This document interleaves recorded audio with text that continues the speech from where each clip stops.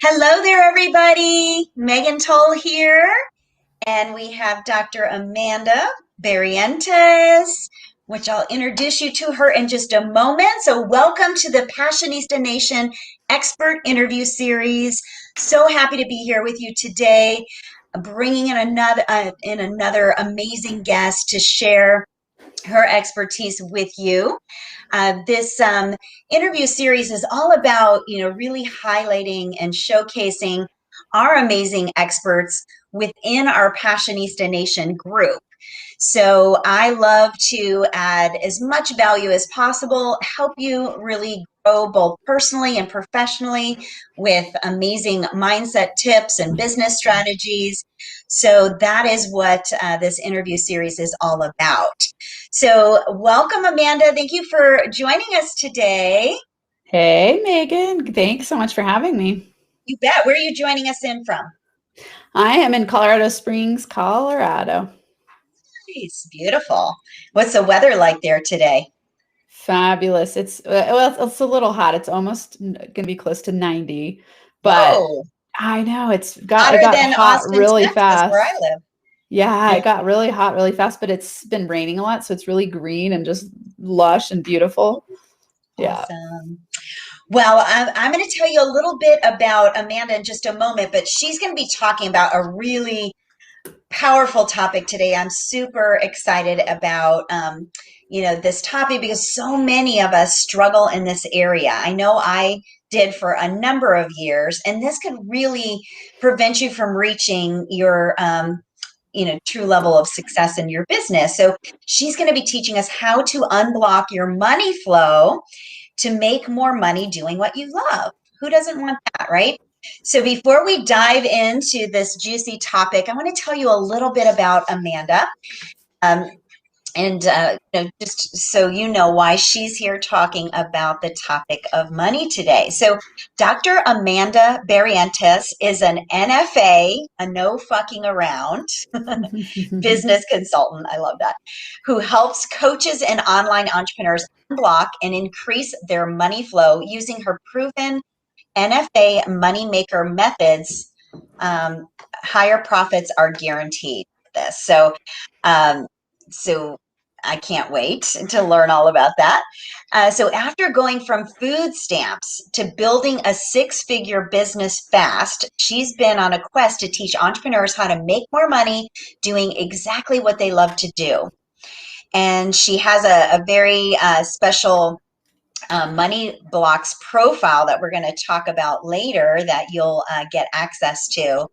So I would imagine that will help you kind of determine where you're at or help you remove some of the blocks that you have, right? So, all right, Amanda. So I would love to hear a little bit more about your story. I mean, man, food stamps to six figures in a short amount of time. How's that work? Yeah, but all mindset, I would say. Well, mindset and action. I think it's really interesting how we talk about mindset a lot and how it's the root of Yep. everything, because that the way that you think determines the way that you decide and act and then your results. And so Yep. for me, it definitely started with a massive shift in my mindset. So it really started with relationship fallout. So I ended up leaving my 15-year marriage, having an affair. And then my next relationship wasn't working. And so here I am facing homelessness, just looking at going, oh no, I don't know where I'm going to live. I've got 3 kids.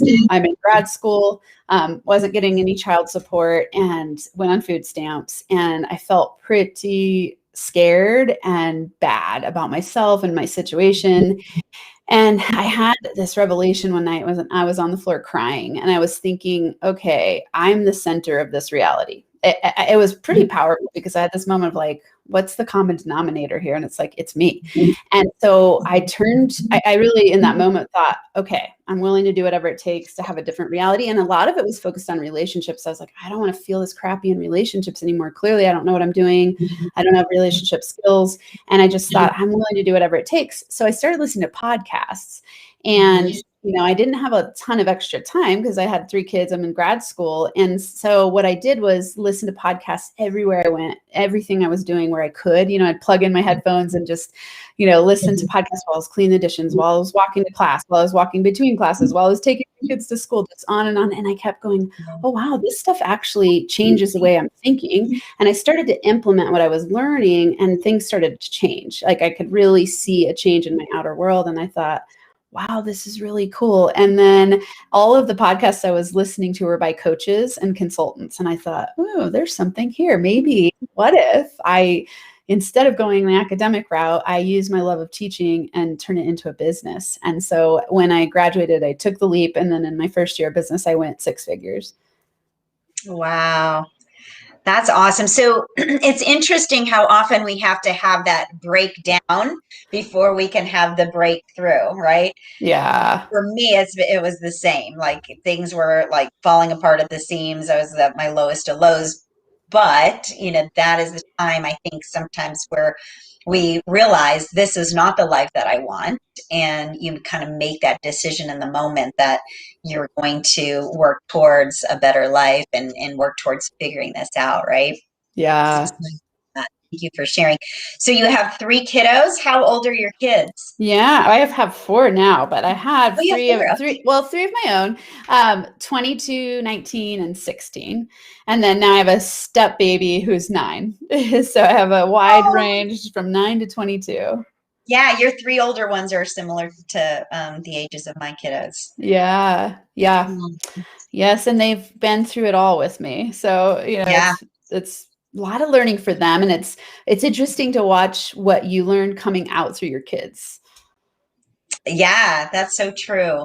Yeah. Um, yeah, and I think, for me, I had some challenging times financially. I was a single mom with my son. Now I have, through marriage, 2 more kiddos, but it is interesting what they learn. He really appreciates the value of a dollar because there were times where, things were really tight financially. Sometimes I think too, um, maybe a unhealthy degree because he's could be a little cheap and not spend money sometimes because he's like, oh, I don't really need that. It's like, Cameron, you actually have money for that. Go ahead and buy it, or we want to buy that for you. But he does definitely appreciate it and doesn't take it for granted, and sees the value of a dollar for sure. Yeah. So I think that's interesting how they pick things Oh up. yeah. Sure. This is so great. Can I chime in here about this? I would love you to. I think it's fascinating how, when we think about ourselves as adults and our relationship to money, and it's a perfect example you're talking about, because my oldest is exactly the same. Like she has a lot of money and has a really hard time spending it on herself. And it's Yeah. because, we lived in a lot of poverty consciousness as she was growing up. It was like she lived with me the whole time, and she was very, like she watched us struggle a lot, and she watched, like the beans and rice and the like constant conversation, like we can't afford that, or what if an emergency happens, like that type of thing. And so it really downloaded some money stories into her. And so when I work with adults on their money stories, I always remind them it's not about beating your parents up. It's about recognition and getting conscious, because they were doing the best they knew how to do in the time. And simultaneously, you get those stories implanted into your brain when you're a kid. From 0 to 7, we're really, really like sponges, absorbing everything that's around us, and we don't really have a filtration system. So whatever's going on around us, we take at face value and go, that's my belief system. And so in order to start to shift that, even as an adult, it's absolutely possible. You just need to start to get conscious. Like, what are my money beliefs, so that I can start to shift and decide, is that the one that I want to buy into or not? So is it disempowering or empowering? And so again, it's fun to work with my kids now and go like, it's okay to treat yourself with your money. But it takes some consciousness around it, because they've seen a lot of struggle in the money world. Yeah, definitely. So, how do money blocks actually limit your income potential? Can you talk a little bit about like how we create these money blocks and how they stop us from reaching the money that we should be making or could be making? Yes, absolutely. So something I've taught, a term I came up with because I got to work with a lot of entrepreneurs after worked through a lot of my own money blocks. And at the time, I didn't know they were called money blocks or wouldn't have thought of them that way. But I thought, I don't like my money reality and I want something else. And so you'll know you have money blocks if you're saying, I want a certain amount of money in the bank and I want to feel a certain way about it, and you don't. So I call these competing commitments. So anytime we have our conscious and our unconscious battling against itself, our unconscious is going to win because it's 95% of us. So if 95% of us is saying, let's say you go, I want a 6-figure business. I want to do what I love and have the money come to me easily. But you have 95% of you with an underlying belief that money's hard to make. You're not good enough to make the money. You don't know what you're doing. You feel like an imposter. You're not confident. Or you just think, oh, I don't know how to work 10 times more than I'm working to 10x my income. You're going to block yourself because you're going to go, I don't want to work that hard and I don't want to be that stressed. Or maybe you think money's bad. There's a lot of different money blocks we have. So I think of the definition of money blocks as unconscious and conflicting thoughts and feelings about money that prevent you from creating your desired level of financial success. So you can think Mm, of it as, I want a level of success and I don't quite know how to get there. And someone who doesn't have money blocks is going to go, I'm just going to go for it and I'll figure it out as I go. Someone who has money blocks is going to have all of these underlying belief systems that keep them held back. And the truth is, you will never not have money blocks because you're going to break through the ones that you currently have. You're going to up level to the next level, and then you're going to face a new set. Or life circumstances will cause you to see other unconscious belief systems. I really believe that because, we've had a lot of years of training in a direction in our brain. We've created a lot of neural pathways of least resistance to certain beliefs that you're going to just keep breaking through and breaking through and breaking through and up leveling as you go. And so it's the reason why most people don't go from food stamps to $1 million or $1 billion is because it's a strategic step-by-step process. So for yeah. me, that first breakthrough level was 6 figures. It was like, if I could make 6 figures, that would be awesome because, $2,000 a month used to be my income. And that was like a lot of money to me. And I thought, oh, if I could start a coaching business and make $2,000 a month, that would be incredible. And then I did that really fast. And it was because I had aligned my belief system so powerfully. So does that, I know I went into Yeah, and quite I a bit. love how you use the word align. I'm a big fan of the word alignment because, in this case, it's about making sure that your beliefs are in alignment with your goals. So if you have Yes. a goal of, oh, I want to make $1 million, but then your belief system is not in alignment with that. It's like, who do I have to be or what do I have to think in order to create that, right? So it all starts with that Yes. belief system. And of course, it's more than just believing and being clear on what you want. It's the action in between, right? So everything has to kind of lead to that. But yeah, so I really have seen in my own life and in almost all of my clients, that all of the blocks or limiting beliefs that they have, that really stop them from reaching their goals unless they address it. So it's Yeah. it's really, identifying it and choosing like, okay, this is no longer serving me as I move towards my goal of, whatever it is, and then making a conscious choice to let that go and then kind of replace it with new healthy empowering beliefs. So what would you say is your process to kind of remove those blocks? I mean, I think it's easier said than done, but do you have like a specific process or method that you use Yeah, to do I it? always walk people through a money story. So we break down their money story and do money belief reframes and I have a competing commitment collapse process. So we start to work through each belief and go, okay, what have I believed until now? And what do I choose to believe? And just like you said, the first step is awareness. You've got to start to get aware because if you don't know, your unconscious beliefs will run the show. Carl Jung says, until you make the unconscious conscious, it will run your life and you will call it fate. Exactly how it works. This one of my favorite quotes because it's so powerful. You go like, oh It wow, I think that that's just my fate, but really it's my unconscious belief system driving me in a direction because I haven't tapped into bringing it to mindful awareness to go, oh, that's what I've been believing. And I love that question you said, what must I believe to be true in order to keep running this story, is how I ask people, like, what, if you look at other people in the world, and it's funny because we often judge other people based on like, oh, maybe we've figured some of that out, but it also could be projections where we go like, oh, they're not good at this, but then we want to look at like, where am I not good at this? Because it's that shadow side of yourself that projects it into the world. And you go, we do a lot of strategies, a lot of unconscious strategies to protect ourselves, to feel better about ourselves, to stay in our comfort zone. And so for me, all the work I do with people is helping them raise their conscious awareness about the things that are keeping them stuck. Mm. And you spoke about, some people have the belief that money is, you know, evil, or it's not good to want to have a lot of money. Can you speak to that a little bit? What are Yeah, your that's thoughts around such a that? big one for people. And it shows up not in such direct ways always. Sometimes for people it really is. They're just like, money is the root of all evil, could be a belief that you have.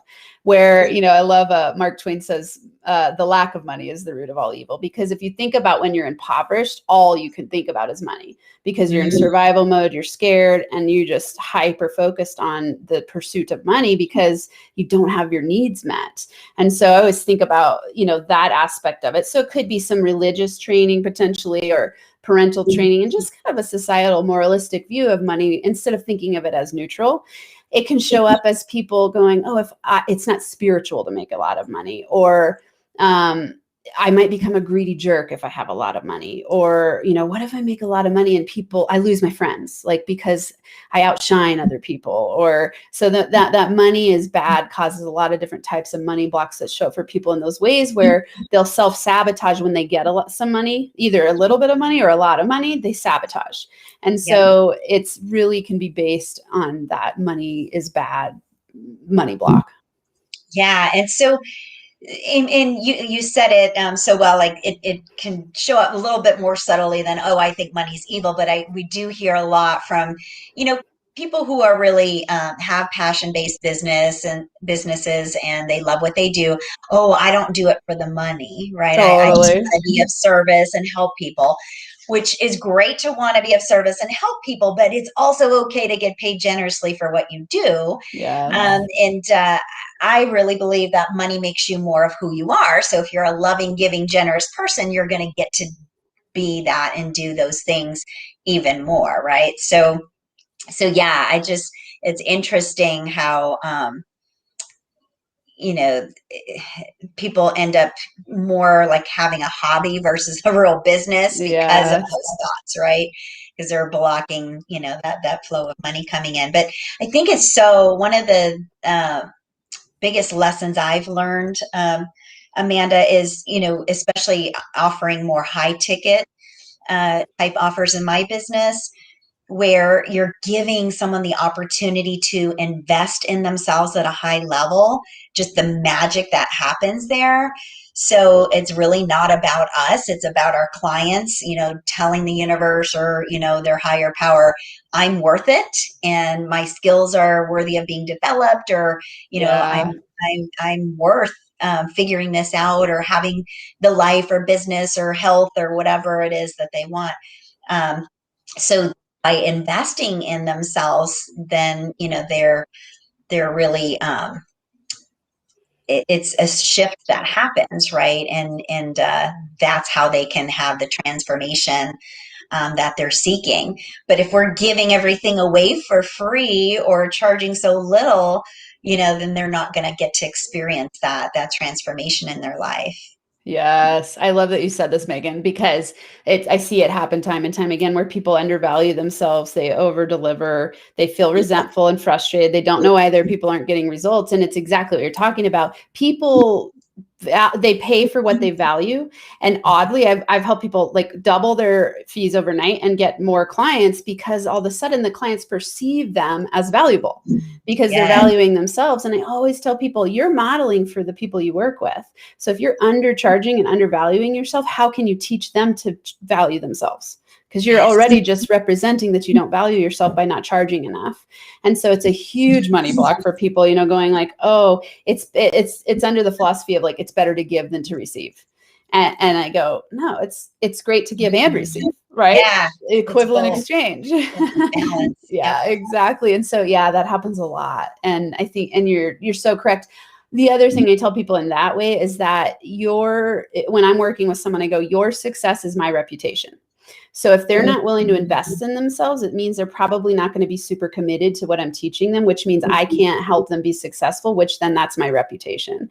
And so charging Love that that. high dollar amount helps them go, I'm committed, I'm in, I'm going all the way in. And then you get to have better results because everyone's committed and you're not undervaluing yourself. So when you come to the table, you're going to bring all your skill sets to the table because you're like, I'm getting paid a lot of money to help this person transform. So you're going to bring all your value. They're going to bring their commitment. And it's just a better situation all the way. I'll say this, it's the foundation for a more successful outcome all the way around. Yes, right on. I so agree with that 100%. So, how do you use joy to generate money? Love it. Yes. So joy and money. This is something that's taken me time to learn because one of my big money blocks was first it was money is bad. I really worked on that one a lot because I grew up fundamentalist Christian and there were a lot of ideas around money there. And then my PhD is in sociology. There's a lot of ideas around money there in terms of, macro oppression of capitalist system, and so like I worked through some of that. And then one that I'm, that's in the works for me that I'm constantly working on. You remember if you go back to the beginning and I said, we're always working through our money blocks.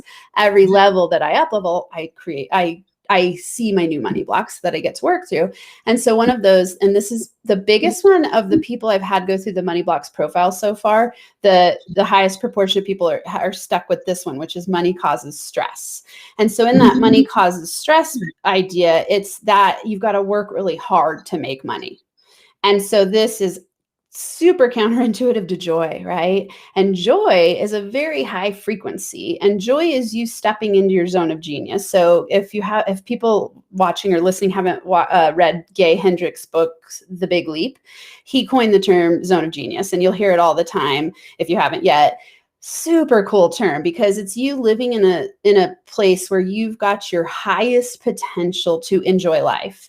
And then when you're in that state of joy, opportunities flow your way. You see challenges differently. You are much more focused and productive and inspired. And you start to you are driven to understand your unconscious systems because you so much want to be in that state of feeling good.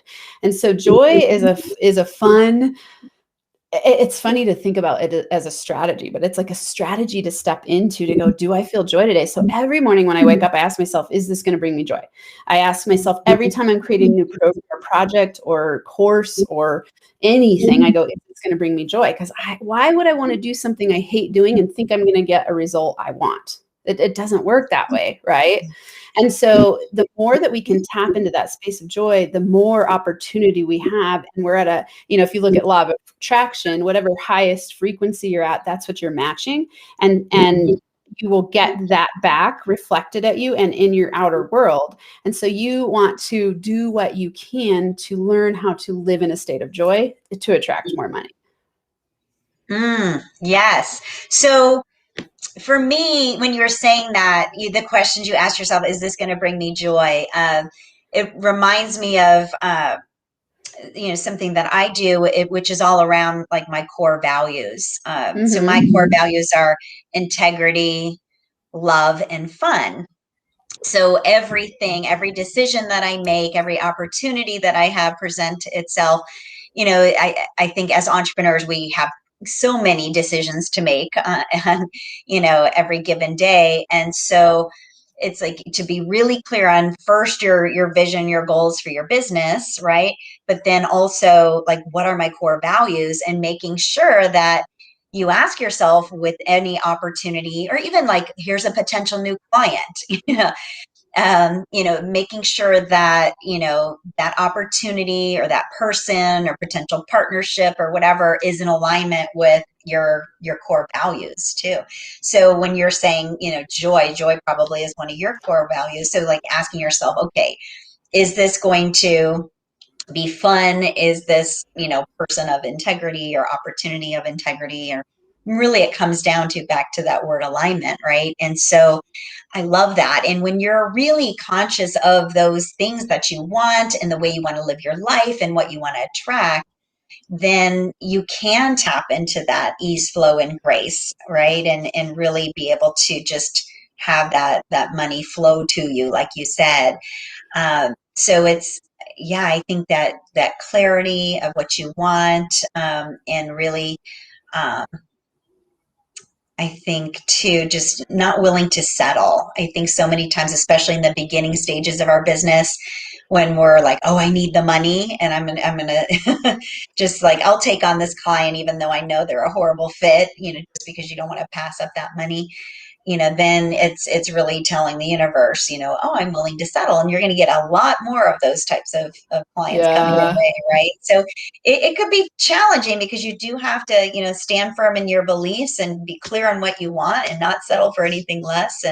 But once you do, it's amazing, how that, shifts everything, and you can live a life of joy. So you talk about your zone of genius, and utilizing, your zone of genius. What do you recommend, and like tips or strategies of how you can live in your zone of genius day to day so you can be a manifester of money? Great question. And it's so much easier than people think. And it's also the hardest thing that everybody does. Because the ease is that you go, okay, what's one thing I can do today that brings me joy? Let's say you're in a state like sadly, a lot of people live in a pretty crappy place where they don't enjoy anything in their life. And it's wild to watch. And I get it because I think when I was on food stamps, there was a lot of unhappiness in my life. I definitely was struggling in relationships and with money. I loved teaching. When you, or at least in my program, earning a PhD, I got to teach 2,500 students while I was doing research and taking coursework and all the other things that we do in grad school. And I loved it, so I'd spent almost all my time creating the slides and working on lectures. That's a clue that that's part of my zone of genius. So Yeah. so if people are going like, how do I figure out what my zone of genius is? You want to go, what brings me joy? In the last 30 days, what have I done that brings me joy? And this is the hard part. No judgment. Don't judge yourself for what brings you joy. Don't compare yourself to other people. Don't go, oh, but my business consultant told me I should do this. For me, I always go like, I am a business consultant who goes, let's get you in your state of joy, which means I don't have the answer for you necessarily. I'm going to help you draw it out from within and take more action in that direction and design your programs around you being in a state of joy. Because when you're in a state of joy, everyone around you gets to experience that. And of course they want to pay you, because who doesn't want to live in a state of joy? And so you've got to be willing to let go of everyone else's judgments. You've got to be willing to let go of your preconceived notions about how it should be. Anytime you're shoulding yourself, you're not in a state of joy, because you're telling yourself, I should do something I don't really want to do. Right. And it's that same thing you're talking about, like settling, like stop settling to the best of your capabilities and don't beat yourself up. Anytime you're beating yourself up, you're reducing your opportunity to feel in a state of joy. So it's more about letting go and leaning into like, what brings me joy, and doing a little bit of that every day. So when I started this process and when I work with people, sometimes they're like, I don't know, I am stressed to hell and I've created a prison for myself out of my business and I got to revamp it because I don't feel good in my life, in my business. There's health is failing because they're burnt out. There's a lot going on there. And so we go, okay, what does bring you joy? Start there, because what you focus on expands. So I always tell people, what are you focusing on? Are you focusing on the things that you can do that are joyful? Or are you focusing on the things that you hate to do that you wish you could eliminate from your life? Then the other strategic step is to always make a list. So in my journaling, I always ask myself, what's working, what's not. In the what's not working, I go, okay, can I drop, automate, or delegate? So if it's something I need to assess really clearly, can I drop this? Is this something that I can just let go of completely and stop doing it? Maybe it's not, and it's something that is essential for your business building or life building. And you go, okay, can I automate it through a system, or can I delegate this work to someone else? And that's going to help give you more space and time and energy to live in your zone of genius.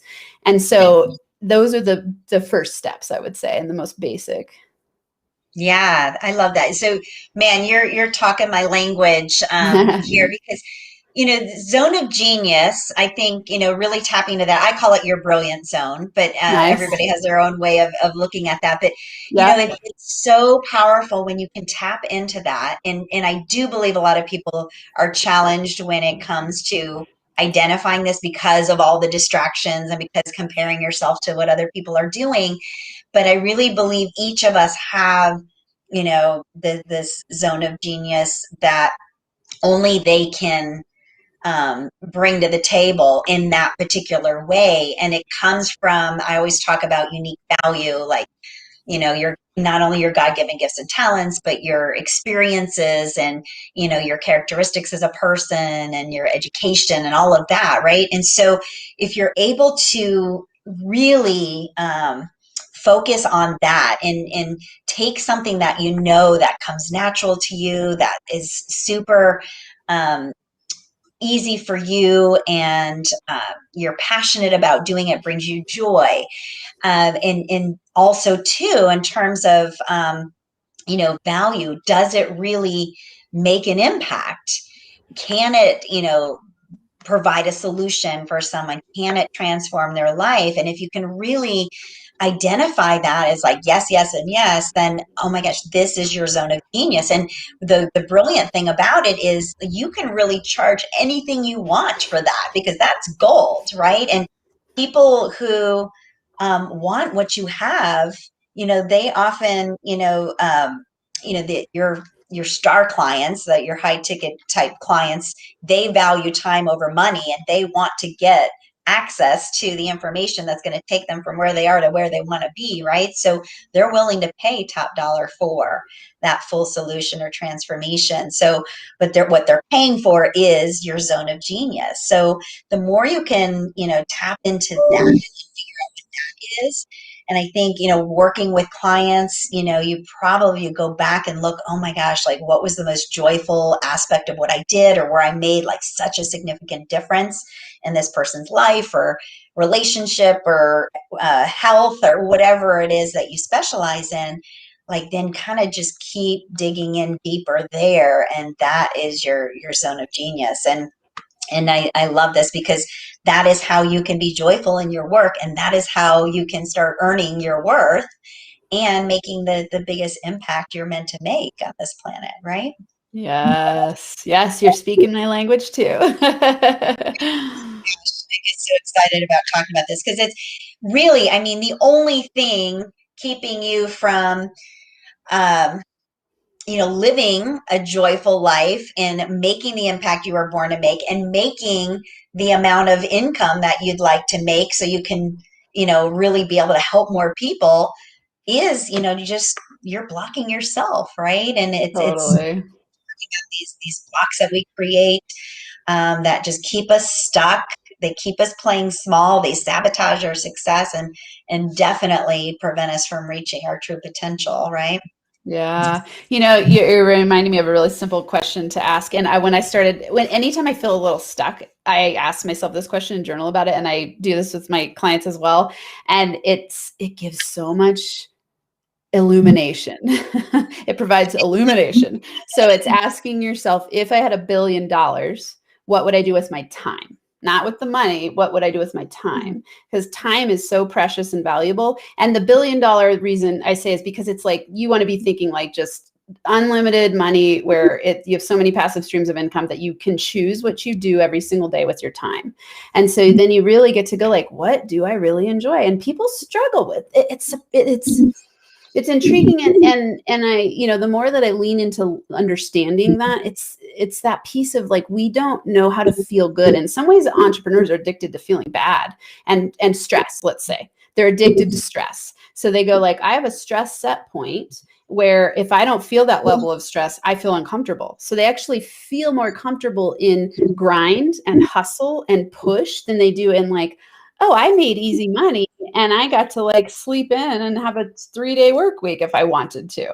And so you want to start thinking, okay, if I had $1 billion, what would I do with my time? And if you're currently running a business, you go like, what are the things that are bringing me the most joy in my business? If I had $1 billion, where would I just amplify my time usage and just do that? and it gives you a huge indication. So, when you were talking about values a few minutes ago, for me, I do DeMartini values determination. I'm certified in his, I don't know if you know him, but he does a values determination. And so it's not like words like honesty, trust, fun. It's your highest priority action steps. And it's very much like Zone of Genius.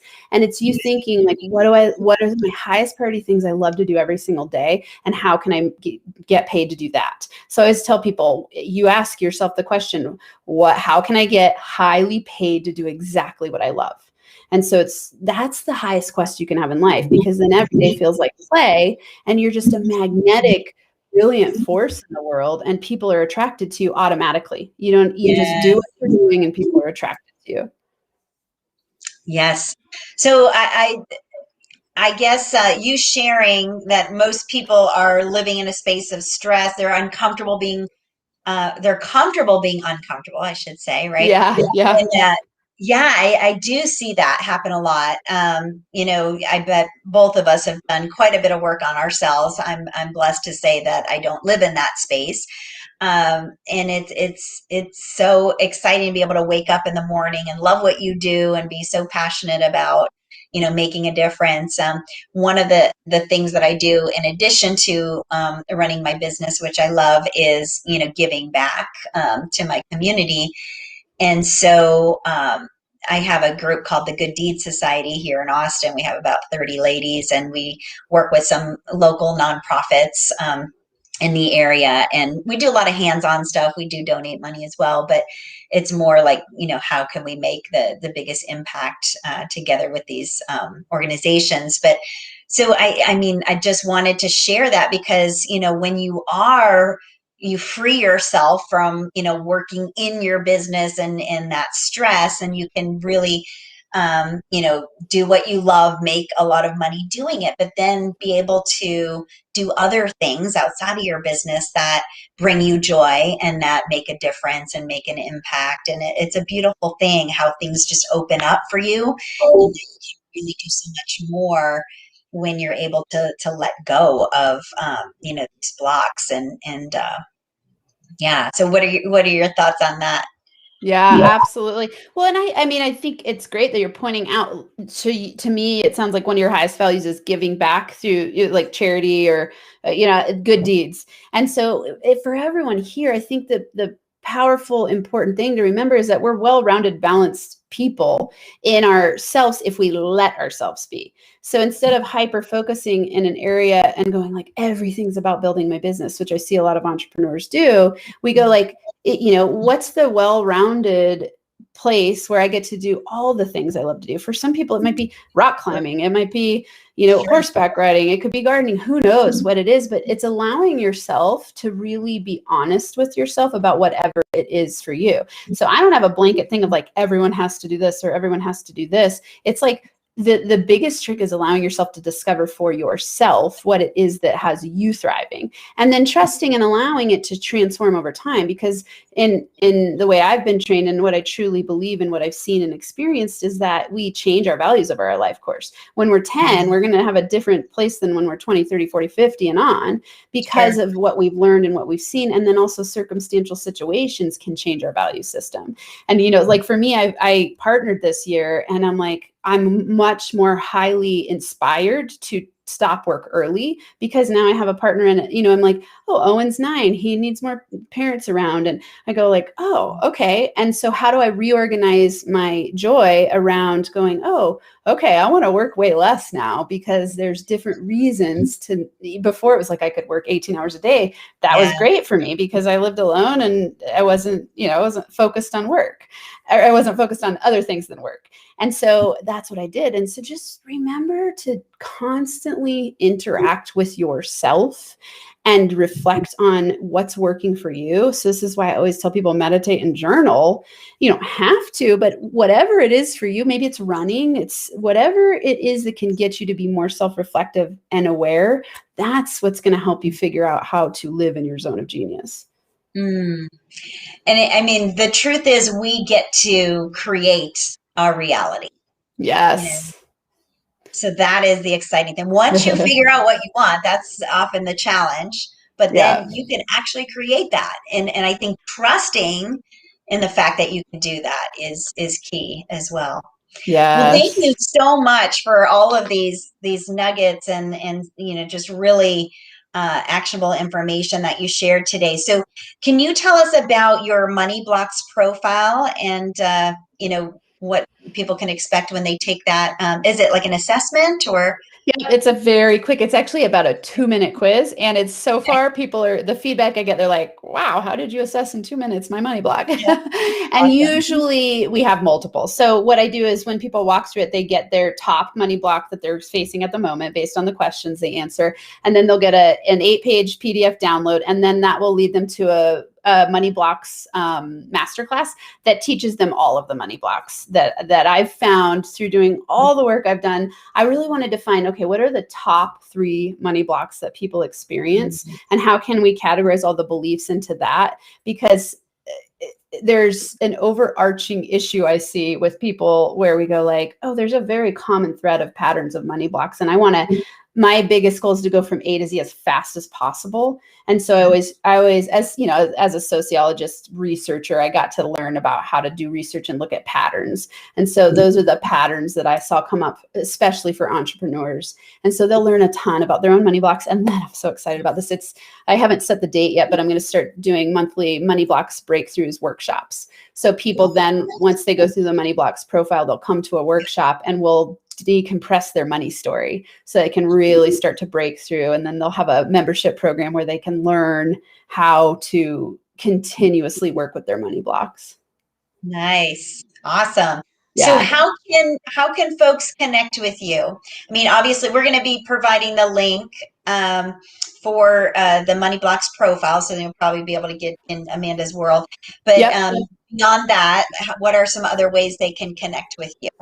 Everything for me is NFA Money. So if they go to nfamoney.com, on Facebook, NFA Money, LinkedIn, YouTube, I do have a podcast that people love. It's called Max Potential Money. It's awesome. So they could definitely go there as well for a lot of free resources. Perfect. Awesome. Yeah. Well, thank you so much.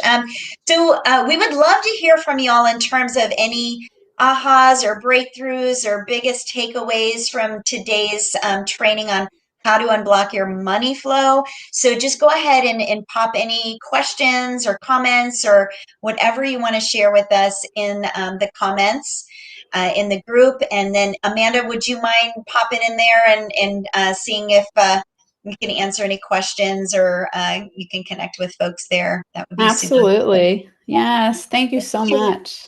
You're welcome. So yeah, thank you so much for sharing today and really being of service and sharing your zone of genius. Thank you. We really, really appreciate you. And thank you so much, everybody, for listening. Congratulations for taking the time, investing this time in yourself. You absolutely deserve it. I hope you will take the information that Dr. Amanda shared today to really start uncovering what blocks you've created for yourself that are keeping you stuck and keeping you playing small or potentially sabotaging your success. So I highly recommend taking her Money Blocks profile so you can break through that and finally start reaching the income that you truly desire. So thank you again for joining. And until next time, be courageous, take inspired action, and go out there and share your gifts with the world. Bye, everyone.